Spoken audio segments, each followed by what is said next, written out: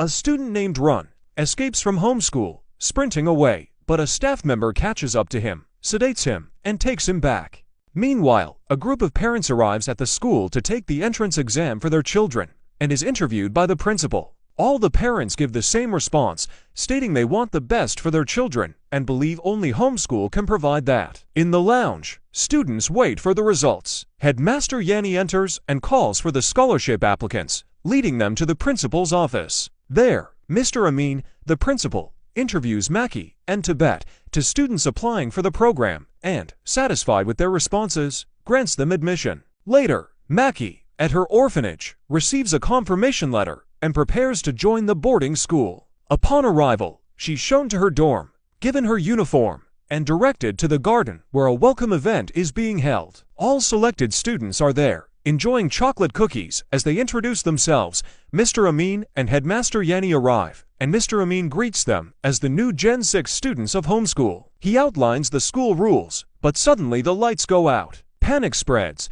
and the students lose consciousness as they realize they've been drugged. The next day, the students awaken, one by one, on a bus in an unfamiliar area, eventually arriving at the actual homeschool building where Mr. Amin and Yanni are waiting.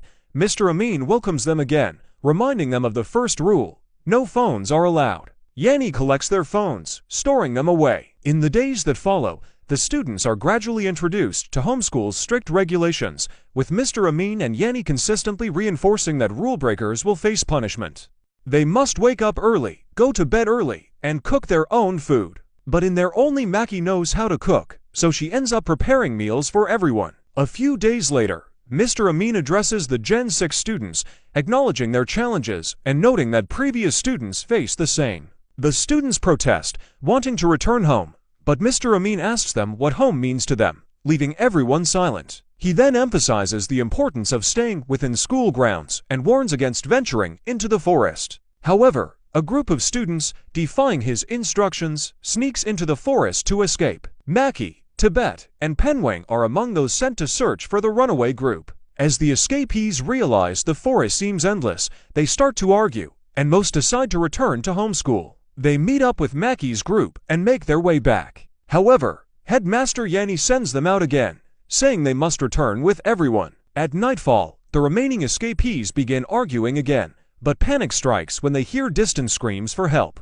The two boys flee, leaving their companion, Jingjai, alone. She tries to follow, but falls and injures her ankle. The two boys soon encounter a staff member who escorts them back to homeschool. Meanwhile, Maki's group finds Jingjai, helps her, and, guided by a staff member, returns to homeschool. Back at the school, Mr. Amin reprimands the students for attempting to escape, then answers his earlier question, saying that home is a place of safety, and now they are each other's home. The students head to bed, but Maki lingers, noticing a framed picture of Run on the wall. It's revealed that Run is her older brother, and her real name is Ren. As she gazes at Run's picture, Mr. Amin enters. Maki asks about Run, and Mr. Amin smiles, telling her that Run was his favorite student. She then inquires about his whereabouts, but Mr. Amin simply smiles in response. The next morning, all Gen 6 students head outside for their daily exercise. Master Champ, the pay teacher, has them run laps around the lake. The students complain, finding it too demanding, but Master Champ insists it's actually the easiest exercise. Afterward, they return to the common room for breakfast, where Master Phobin serves their meals. The food is exceptionally tasty, but when students ask for seconds, Master Phobin informs them that each person is allowed only one plate at a time. Later that day, Mr. Amin introduces the students to all the teachers at homeschool and announces that there will be no classes during the first week. Instead, the students are given an unusual assignment. Each must care for a pet duckling. However, he warns that those who fail to look after their duck will face serious punishment. Each student is given a duckling, and they soon gather to care for them. Some students work together to build a shelter for the ducks, while Maki and Penwang look for food for the ducklings. Among the shelter builders, 3 students shirk their duties, leaving the hard work to their peers. When Maki and the others return with duck feed, Penwang offers the ducks water and goes to get the feed. 2 of the students who avoided helping decide to play a prank and purposely trip Penwang, causing him to fall. Pretending to assist, they end up bullying him further, which leads Penwang to have a panic attack. A fight breaks out among the students. but Mrs. Yanni steps in and takes them inside for lunch. When the students find the bread at lunch stale, they ask Master Finn for fresh food, but he declines. After lunch, the students return to their ducklings, and Penweng names his baby duck, with others following suit and naming their own ducklings. A few days later, Mr. Amin gathers the students and asks what they've learned from caring for the ducks. When no one has an answer, he says they need to spend more time with the ducklings to understand their lesson. The students complain, questioning the purpose of this task. In response, Mr. Amin promises a great prize for those who care for their ducks until a specified day, reinvigorating the students' commitment. Yet, the two boys who previously bullied Penweng continue to avoid responsibility, coercing him into taking care of their ducks as well. Meanwhile, Jingjai, still recovering from her injury, also asks her friends for help. One night, a storm strikes, and Penweng brings his and the two boys' ducks inside to keep them safe. The following day, two other boys visit the duck shelter only to find it completely destroyed by the storm, with all the ducks missing. Desperate to avoid punishment, the students embark on a search for the missing ducklings. After a long day, they manage to find only one. They approach Penweng, asking for his help in locating the others, and he agrees. Penweng eventually finds all the ducklings and brings them back to the shelter by nightfall. However, with the shelter still in ruins, the students decide to search the forest for materials to rebuild it. During their search, Maki and the others stumble upon an old temple-like structure, fenced off with wire. Curious, Maki is about to climb over when Master Pratt appears and escorts them back to homeschool. Later that night, Hugo and Jingjai step outside to talk about their relationship. While chatting, Jingjai notices one of the ducklings has died. They check and realize it's Hugo's duck. In the middle of the night, Mr. Amin summons all the students to the meeting room. Annoyed and confused by the late gathering, the students listen as Mr. Amin announces that Penweng's duckling has died, and as a result, he will face punishment. Everyone, including Penweng, argues that the dead duckling isn't his, but Mr. Amin sends Penweng away regardless. The next morning at breakfast, Miss Yanni mentions a special ingredient in the meal. Horrified, the students realize the meat is from their ducklings. Shocked and devastated, they confront Headmaster Yanni, who coldly explains that it's a punishment for their behavior. She then announces that it's the first day of term, and all students must attend class on time. The students rush outside, hoping their ducklings are still alive, but they're nowhere to be found. Refusing to attend class in protest, they sit outside. Master Pratt approaches, asking why they're not in class, but the students run away instead. Barely making it down the hallway, they're stopped by Master Phobin, and Master Pratt escorts them back to class. Inside, Master Pratt locks the door to prevent anyone from leaving and assigns them their first task, writing a confession about a mistake they've made since arriving. He warns they won't leave until everyone completes this assignment. The following morning, Maki wakes up from a dream about her brother, Ron, and realizes she and the girls are late for morning exercise. Some girls are reluctant to go, but they eventually head to Master Champ, where some boys are already running. The latecomers are made to sit and watch their friends run as punishment. When breakfast arrives, the food is burnt and undercooked. The students complain, but the headmaster insists they eat it as is, saying it's another punishment. Later, Maki and another girl, White, ask the headmaster about Penweng's condition and if they can visit him. Headmaster Yanni replies that he's being treated and that they can visit after classes. In math class with Master Deluxe,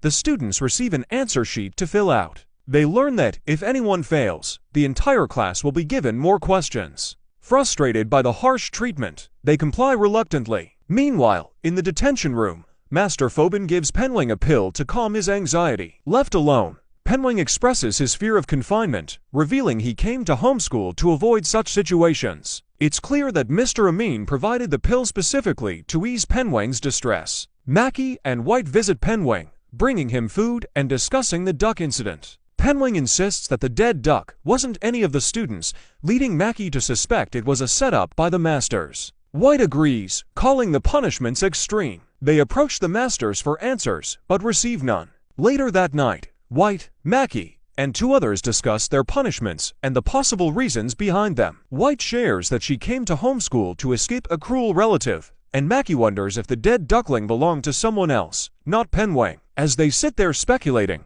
they notice Mr. Amin watching them from the balcony, smiling. At dinner, Master Phobin hands an extra plate to Jingjai, assigning her the responsibility of feeding Penwang from now on. The next morning, Master Champ subjects the students to extra push-ups. Frustrated, Hugo stands up, expressing that the situation is spiraling out of control. Maki agrees, saying that someone framed Penwang. This statement leads the students to confront Hugo and Jingjai, urging them to confess. Hugo admits to Mr. Amin that Penwang's duck didn't die. Instead, his own duck had died, and he swapped the name tags. Mr. Amin acknowledges that he was already aware of the swap. He then delivers a lecture on honesty, announcing that all punishments are now over. He also reveals that the ducklings are alive, and that the dead duckling wasn't any of theirs, it was all part of a test. Penwang is released, and the ducklings are returned to the students. While Penwang tends to his duck, Hugo and Jingjai approach him to apologize for their actions, and he forgives them. Shortly after, the students are summoned to the meeting room, where Mr. Amin and the masters announce that Maki will be the student president of Gen 6. Later, Mr. Amin calls Maki into his office, explaining her responsibilities as class president and urging her to help the masters maintain discipline. When Maki asks why he chose her, he replies that she reminds him of someone important, hinting that she may meet this person someday. That night, Mr. Amin gathers all the students and announces that one of them will get the chance to go home over the weekend. However, the students must collectively choose who among them deserves this privilege. The next day, in Master Friefin's class, they're tasked with writing letters to their parents about their life at school. Master Friefin offers them the option to skip the task if they feel uncomfortable. Some students playfully wrestle, while others focus on their letters. Fuji, a girl in the class, begins to write but stops, remembering her father's harshness when he sent her to homeschool. In the common room, the students debate who should go home. Fleng, a girl who claims to feel unwell, expresses her desire to go home, believing it would improve her health.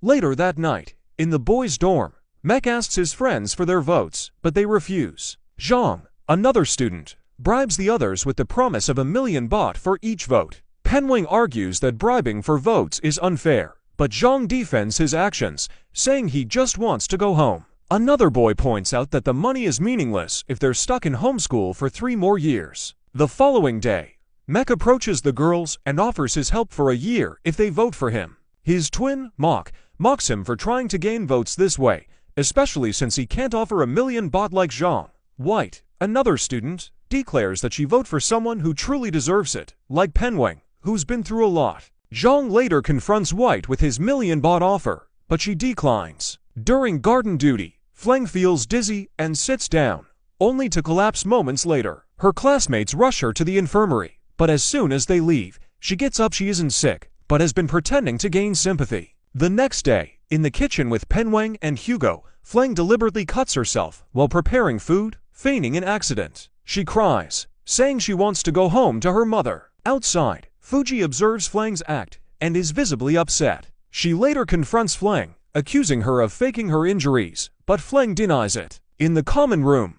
Biu, a friend of Fleng, asks if anyone has seen her. White replies that she went to the kitchen. When Biu checks, she finds Fleng unconscious on the floor. That night, Fleng wakes up in the infirmary with Master Friefin beside her. Master Friefin gently suggests that she share any concerns with the masters, and Fleng tearfully admits she wants to go home. The next day, Headmaster Yanni announces that Fleng has won the most votes and will be allowed to go home. However, Fuji stands up, declaring the vote invalid, accusing Fleng of faking her injuries and illness. Fleng denies Fuji's claims, leading to a heated argument. Mr. Amin intervenes, asking Fleng if she's still claiming innocence, then reveals camera footage showing Fleng deliberately injuring herself to manipulate her classmates. Mr. Amin announces that, as a result of Fleng's deceit, no one will be allowed to go home since the students are not ready yet. He leaves, and Fleng breaks down, realizing no one, not even her best friend Biu, believes her. In the girls' dorm, Fleng tries to apologize, asking why everyone is treating her this way, but they all scold her for lying. Fang runs out of the dorm in tears, leaving Fleng alone. Later, Maki and White return to the dorm, telling the girls they should have given Fleng a chance to apologize. Realizing Fleng is missing, they go outside to search for her. Outside, Maki suggests informing the masters when suddenly White spots Fleng standing on the balcony, seemingly prepared to jump. The students gather, trying to stop her, Tibet manages to talk Fleng down, reassuring her that no one hates her and she doesn't need to harm herself. She steps away from the balcony, sobbing. Later, Fleng tries to apologize to Biu for betraying her trust, but Biu walks away, leaving Fleng devastated. Maki consoles her, saying Biu will forgive her eventually. All students are later summoned to the meeting room, where Mrs. Yanni announces that an exam will be held the next day. The students protest, pointing out they barely studied since the term started and fear they won't pass. The headmaster assures them that the exam will test what they have learned so far in homeschool. The next morning, Mr. Amin arrives and explains that any student who passes all 3 rounds of the exam will be permitted to use their phone in school. He also mentions that they can use any method necessary to pass. Hyogo's face lights up at this, and he tells the others not to worry if they fail, as only one student has ever passed all 3 exams. Maki inquires about the student's name, and Mr. Amin reveals it was Run. The students are allowed to choose a subject they feel confident in. So, Maki, Tibet, and Fleng select English, while White, Penweng, Hugo, and Jingjai opt for mathematics. Then Fuji and Mok go for history, while Mek and Zhang choose physical education and B picks agriculture. As the exam begins, Mr. Amin wishes them all luck. Hugo and Jingjai have only chosen mathematics so they can copy from Penweng, who excels in the subject. Jingjai and White get into a brief argument, but eventually work together to solve the problems. Maki, Tibet, and Fleng work as a team and manage to pass, while in history, only Nai succeeds. Both Mek and Zhang fail their physical exam, and Biu doesn't pass her agriculture exam either. The students who passed proceed to Master Friefin's class for the second round, while those who failed watch from the meeting room. The next challenge is a game of musical chairs, and Master Friefin informs them they can use any tactic to secure a seat. Hugo grins and asks if this includes using force, to which Master Friefin replies, "Everything is allowed." The students watching from the meeting room start placing baits on who will be disqualified first. Biu predicts the boys will win, while Fuji insists the girls will prevail. Zhang bets that Fleng will be eliminated first, while Mek thinks it will be Hugo or Jingjai. Mog, on the other hand, believes Penweng will be the first out. The game begins, and chaos ensues as students scramble for seats. Tibet shoves Hugo aside, and White pushes Jingjai out of the way. Everyone but Hugo and Jingjai manages to secure a chair. With only one chair remaining, Hugo rushes for it and instructs Jingjai to steal Fleng's seat.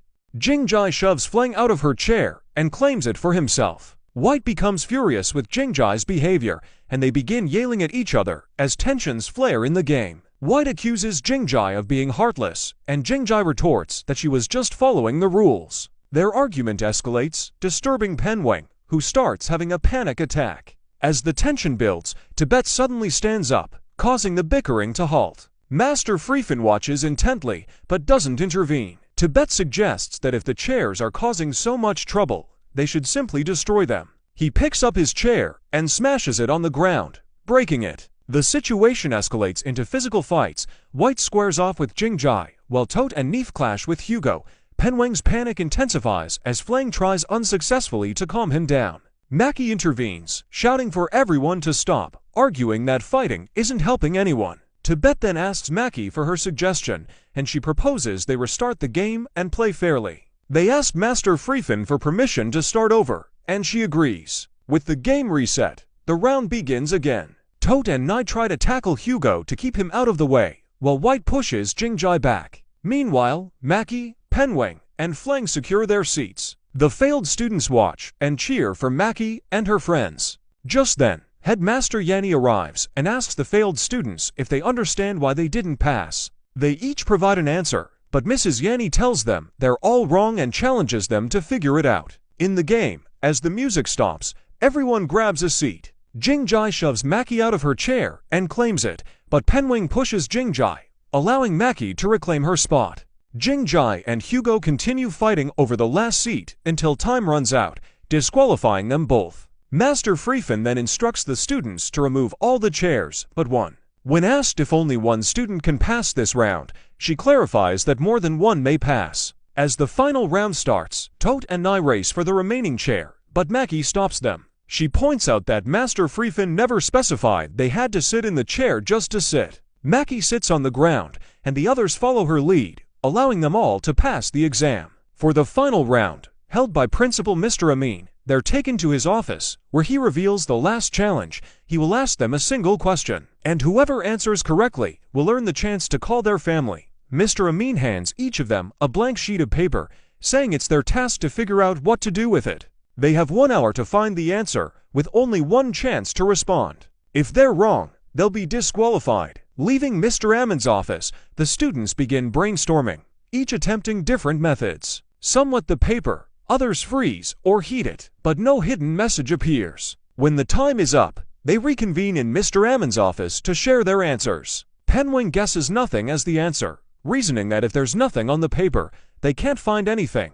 Mr. Amin declares his answer wrong and disqualifies him, giving the others another hour to solve the puzzle. The remaining students gather by the lake to contemplate their motivations. They discuss who they would call and why. Maki admits she doesn't want to call anyone. She just wants to uncover Mr. Amin's true intentions. Nai wants to call his father, White wants to report the homeschool to the police, and Tibet hopes to contact his mother to check on her health. Back in the dorm, they realize that the only one who knows the answer to the blank sheet's mystery is Mr. Amin himself. The students decide to submit the blank sheets, allowing Master Amin to answer his own question. Meanwhile, Mrs. Yanni speaks to the failed students, asking if they've understood why they didn't pass. Receiving no answer, she tells them it was their selfishness and greed for personal gain that led to their failure. In Master Amin's office, Maki, White, Nai, and Tibet present the blank sheets, explaining that the answer depends on what he intended to teach them. Master Amin commends them for reaching the correct answer as a team and asks who among them should receive the reward. Maki suggests they vote, and everyone votes for Tibet, but when Master Amin hands him the phone, Tibet declines, saying that if his friends can't share the reward, he doesn't want it either. That night, Master Freefin visits Mr. Amin to discuss the treatment of Run, warning that his approach might be dangerous and could even kill Run. Despite the warning, Mr. Amin insists on continuing the treatment. Meanwhile, the 4 students reflect on their day. White complains that it was a wasted opportunity, but Maki counters, saying they received something invaluable, the reward of friendship. Looking out the window, Maki spots Master Prasad and Freefin heading into the forest. Curious, she tries to follow them, but Nai stops her. Elsewhere, Master Amin goes to Run's room, where Run is tied to a chair to prevent him from escaping. Mr. Amin tells Run about the new Gen 6 students, noting how Maki reminds him of Run. Then, covering Run's face with a bag, he declares that he will cure him. So guys, this is not the ending of this story. If you want second part, then do comment, and don't forget to subscribe. Till then, watch another cool videos.